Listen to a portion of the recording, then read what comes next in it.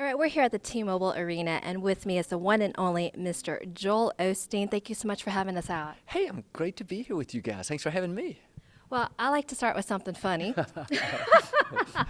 So every night, I don't know how Victoria is going to like this, but we go to bed with you every night. Oh, I love that. We watch your messages, we read your books, so thank you for all that you do. Really appreciate that. Thank you.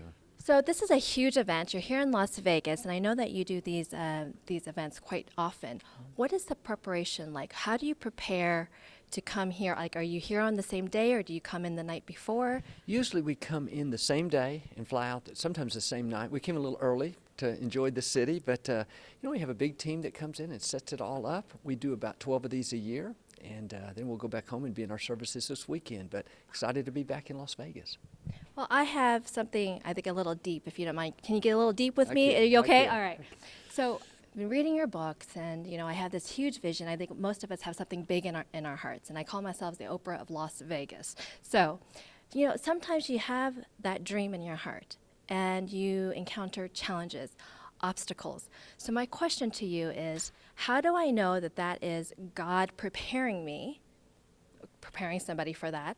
Or is it the enemy keeping me from my destiny? Or is it not supposed to be my destiny? It's a hard question, but I would say this, that if something's in you and it doesn't go away, I believe that's some seeds that God has put in you, and you have to at some point turn it over to God. Say, God, I'm going to be my best. I believe this is your dream for my life, but in the meantime, I'm going to be my best where I am and trust you to open the right doors. I think sometimes it is for us, but maybe it's not the right time yet, or maybe we have to go through some preparation and just, learn and grow and things like that. So I don't know. I think when it's in you, I believe it's got to line up with your destiny and with what the Scripture says, but I believe that's how God leads you, by the desires of your heart. Like when I grew up, I loved television production. I loved editing and producing and all that, and so that's what I did for 17 years, and, I just felt like that's, I felt that in me, and I just followed that desire.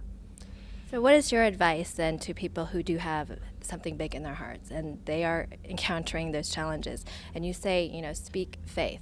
Yeah. Speak to your mountain. Actually, my husband just messaged me one day and says, speak to your mountain. That. Quote Joel Osteen, right? So what do you say to them and, in those moments where it's very difficult to pick yourself up? You just have to just dig down deep and say, God, I know you've got me in the palm of your hand. I believe I'm your child. And just, you got to talk to yourself the right way. When I first started ministering, I'd never done this before. When my dad died, and every thought said, nobody's going to listen to you. You don't know what to say. And you can talk yourself out of your dreams, or you can talk yourself into your dreams. And so I would reprogram my mind. I'd get rid of those thoughts because they'll keep you from your destiny. So, I'd say, I'm well able. I'm equipped. I'm empowered. I'm anointed. And just, and it's not just, talking yourself into it, but I believe that's your faith being released. It's saying, I'm not going to give up. I'm not going to let people talk me out of it. I'm not going to let my insecurity or my fear talk me out of it. I'm just going to keep moving forward. And, you have to go through closed doors before you get to open doors. So you just have to keep being faithful.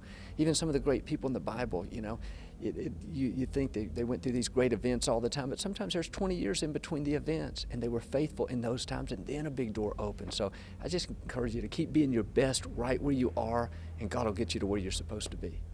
Well, I'm trying to keep from tearing up because I've interviewed so many people, and I was looking so forward to tonight. So thank you so much for being here in Las Vegas.